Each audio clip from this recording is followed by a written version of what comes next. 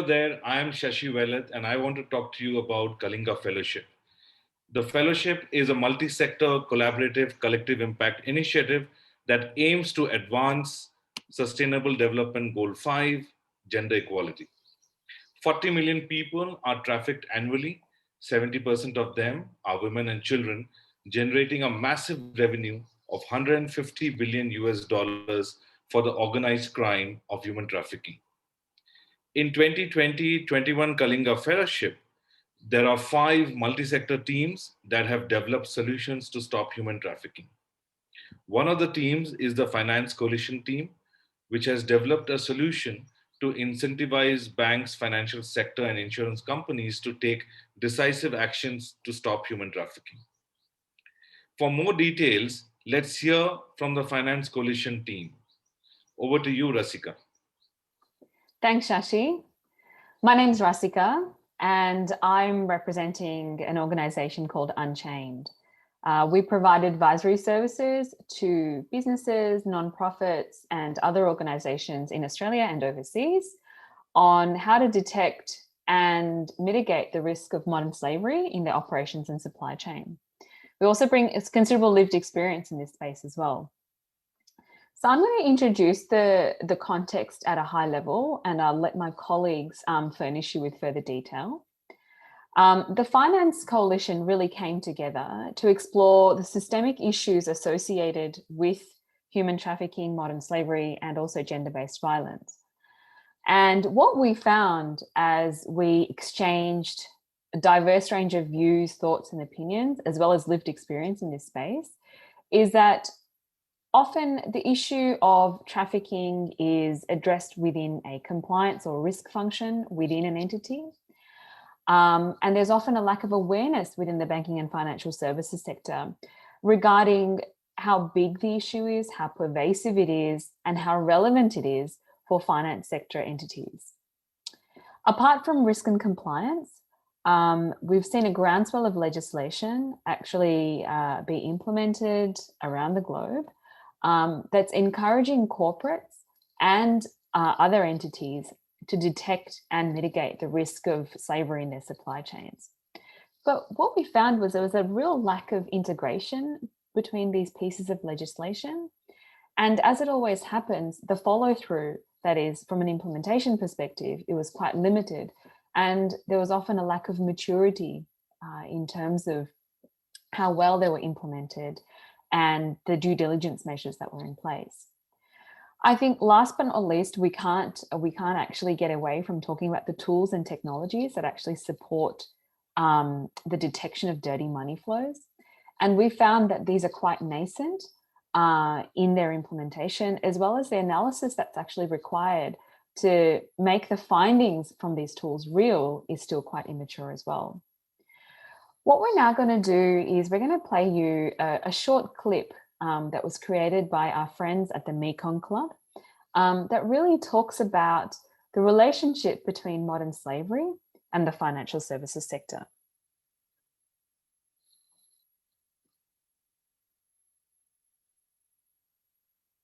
The main objective of modern slavery is exploiting a person to acquire money. According to the United Nations, modern slavery generates proceeds of US $150 billion a year for the criminals involved. This makes it the third most profitable multinational criminal activity after drug trafficking and counterfeiting of goods. This means that every 60 seconds, this criminal industry makes more than US $285,000 or US $4,750 per second. Let's analyze some of the main ways in which the financial services industry can be used as a conduit for this criminal activity. First, proceeds of slavery may be laundered through legitimate financial systems. This can happen through money transfers to third parties, purchase of high-value goods, leasing of properties, or through commercial operations such as hotels and casinos. If these activities are discovered by regulators, it places banks at risk of significant fines and reputational damage. Understanding this risk, many banks are retooling to include modern slavery as one of the issues they track within their existing anti-money laundering protocols. Secondly, traffickers often open personal and business accounts to handle the proceeds of their criminal activities. In transnational cases, traffickers often use financial systems to move modern slavery proceeds from one location to another, often back to their country of origin. Human trafficking is often a cash-based activity, so financial service providers dealing with cash are exposed to higher levels of risk. These include money service and remittance businesses, retail or branch banking, credit card companies, cash couriers, dealers in high-value goods, and casinos. In addition, banks may open accounts, underwrite loans, or participate in investments involving businesses that are at high risk of becoming embroiled in modern slavery, such as manufacturing, packaging, mining, casinos, hotels, and agriculture. These businesses are more exposed to this issue due to their complex supply chains, core business, or recruitment of migrant workers. When carrying out due diligence processes, financial institutions must investigate the individuals and businesses they provide services to. While this kind of screening is routine for detecting other forms of money laundering, modern slavery is a relatively new category. To detect this crime, banks need to apply appropriate risk profiling alongside red flag indicators, balanced against available resources and system constraints. Thank you to the Mekong Club for that very enlightening and very crisp video that tells us what's actually happening in the sector.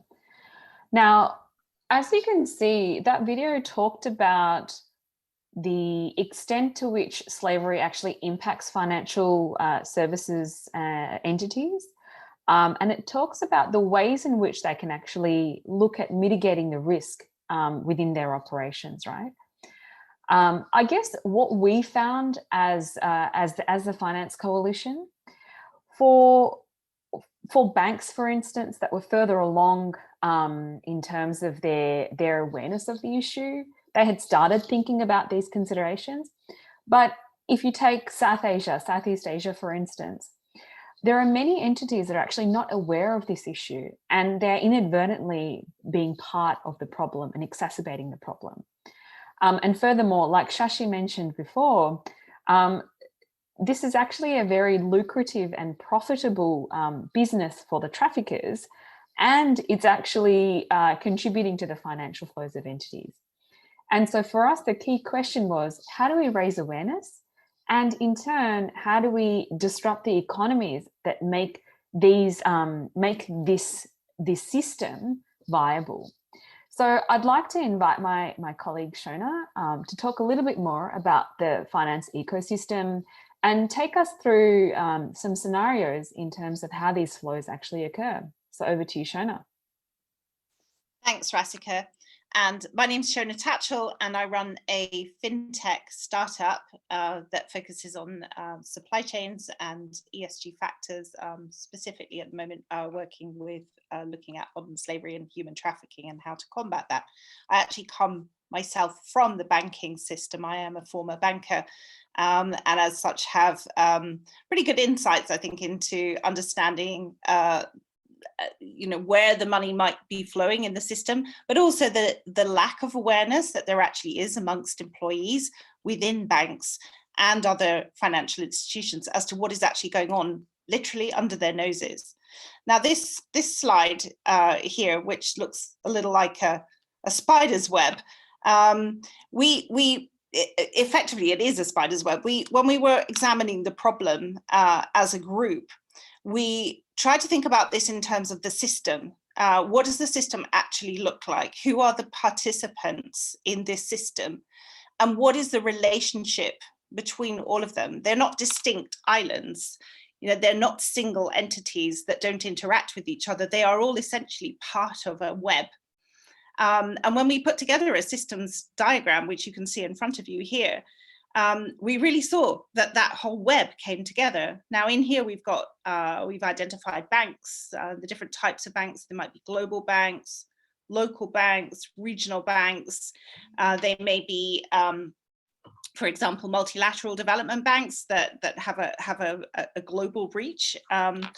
It also may be other types of financial services providers. So for example, payments providers, credit card companies, even cryptocurrency providers, and professional services companies that actually all sell services into the sector, such as lawyers or accountants, and the overarching industry bodies that represent the financial sector. So again, it could be organizations, banking associations that have this reach right across the industry. We realized that these interrelationships between them gave us a very good place to start by thinking about how do we actually tackle this systems-wide issue, and how do we raise awareness right across the system. So Rasika, if you could just move to the next slide. So in this next slide, we tried to look at journeys. So we looked at the journey of people. How do they end up in this situation where they are being trafficked? How does it begin? And we started with the victims, looking at the victims, or survivors, actually, as we like to call them in Kalinga. And really this journey starts where somebody like a close family member or a friend of a victim who is targeted and is fully trusted by them, enters into a situation where they essentially they dupe them into becoming part of this chain, this trafficked chain. And as they move through different touch points, so they could be day-to-day journeys, they could be, getting on planes, they could be traveling around on buses, they end up ultimately in certain locations where they become exploited. And again, these people are moving around and being trafficked around under our noses, and people are just not aware. So Rasika, if you could move to the next slide. And just as we're not aware about the movement of the people, often it's really difficult to actually track or to be alert to the day-to-day micro transactions, the financial transactions that are actually underpinning both the movement of the people, but also the exploitation of them once they're actually in situ. So this slide here is really looking at all of the places. You'll see that all the red flags that have been populated across this slide. So these are all potentially points within the flows of finance. These are points where one could identify that exploitation and trafficking is taking place. So the information is there. Our task is really to alert the participants in the financial sector, so all the different financial institutions, to alert them to what these red flags might be.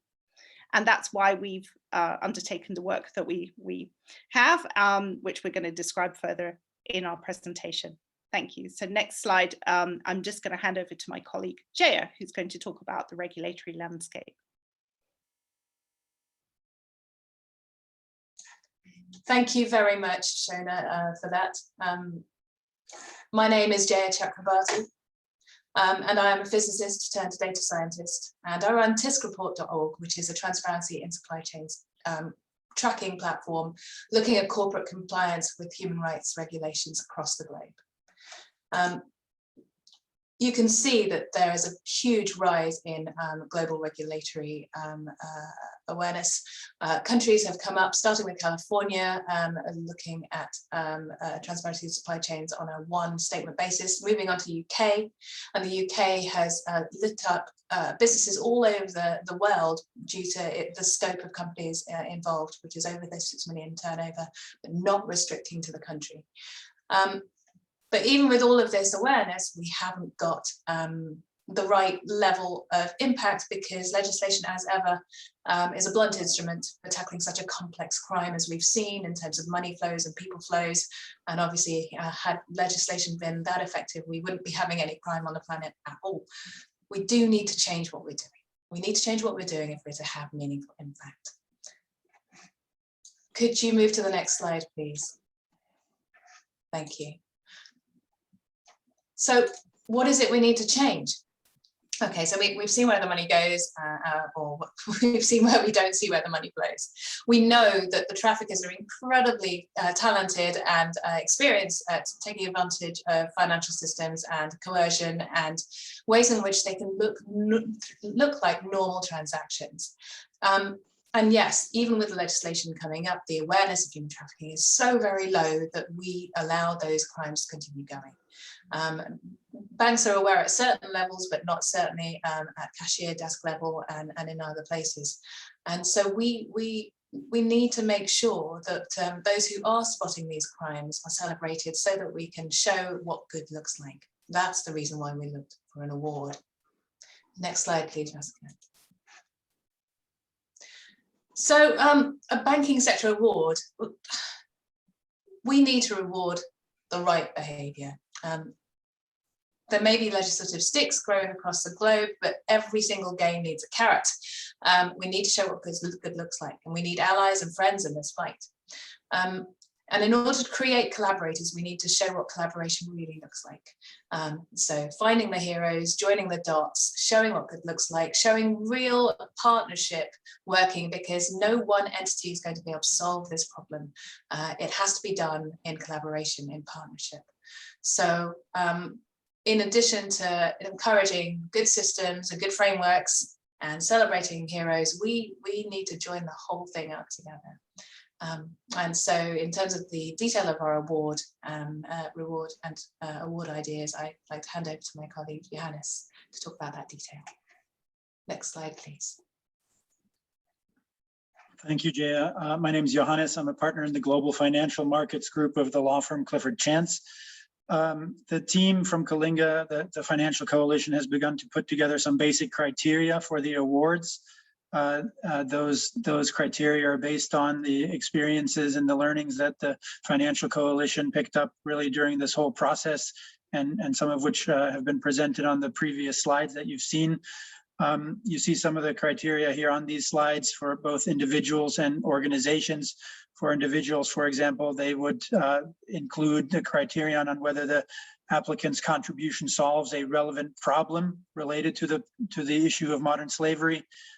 Whether the applicant's solution can be replicated. That's a key element, of course, that it can be replicated across organizations and in other situations, and whether it demonstrates collaboration with other entities in the ecosystem, NGOs, law enforcement, government, et cetera, et cetera. Similarly, for organizations, the criteria include things like the organization's efforts to promote better cooperation among banks on the issue of human trafficking, and whether the organization creates standards of excellence for others to follow. So clearly the idea is that the awards would reward the right kind of behavior, and one key element that you see mentioned a number of times is that the ideas and the behaviors and the systems be replicable and be able to be spread across the entire ecosystem, not just contained within the applicant's own little universe or own institution. These criteria still need to be completed and formalized, but you see there's already a very strong framework in place for deciding the basis on which the awards can be given. In addition, we also, of course, would need standards and requirements for applications and nominations for the awards. You see some here. They would include obviously a brief background of the applicant and of the idea or the contribution of the applicant, as well as some letters of support. And then that information would go into the application process and aligned with the criteria for the actual decisions on and giving of the awards. Rasika, with that, I'll pass back to you. Thanks, Johannes, and thanks, team. So we've heard about the origins of why the award, a little bit about the gravity and pervasiveness of the issue, and some thoughts on what we're thinking about in terms of who would qualify, how we would measure success. The last point that we want to make is how important the investment landscape and particularly social investors are to the success of what we're looking at. As we've said before, we need to address systems-based issues using a multi-pronged approach. So that's from a compliance perspective. We talked about the regulation, from a risk management standpoint, and so forth, and from a due diligence perspective. The reason why we're focusing specifically on the social investment standpoint before we finish up is, from our perspective, that's where the rubber hits the road.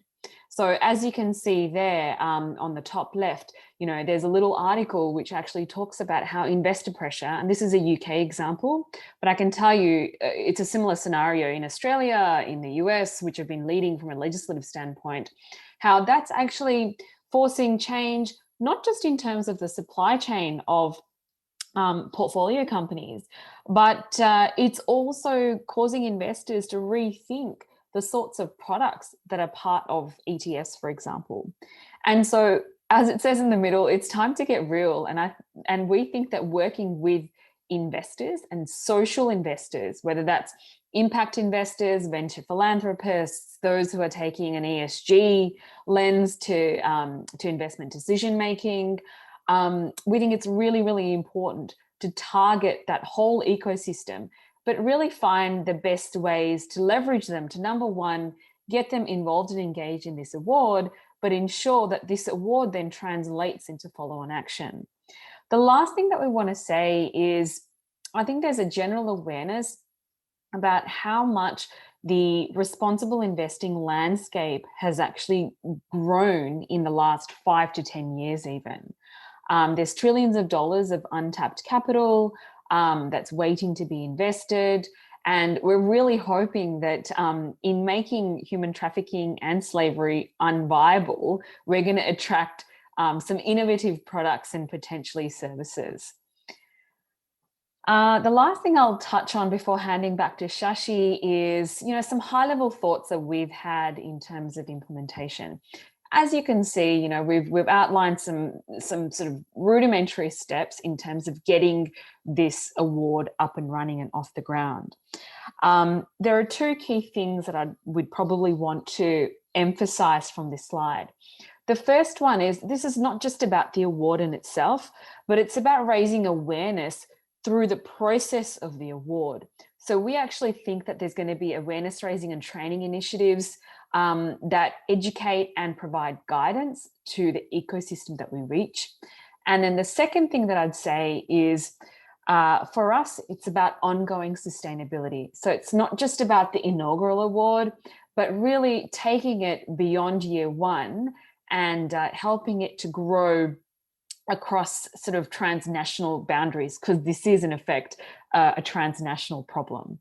So with that, I'm going to hand over to Shashi, who'll talk about next steps. Shashi, you're on mute. Oops, sorry. Thank you, Rasika, and Johannes, Jaya, Shona. And as you can see, the Finance Coalition team has put in so much work over the last 6 months, sharpening this strategy and the plan. And the team has thought through some next steps, but we recognize that this needs to be discussed further. It needs to be co-created with other stakeholders. So we look forward to a collaborative, creative partnership with ABPN to work on the next steps, as well as sharpen this idea of Kalinga Awards for the BFSI industry. Thank you for taking the time to engage with our presentation. On behalf of the Finance Coalition team at the Kalinga Fellowship, thank you once again.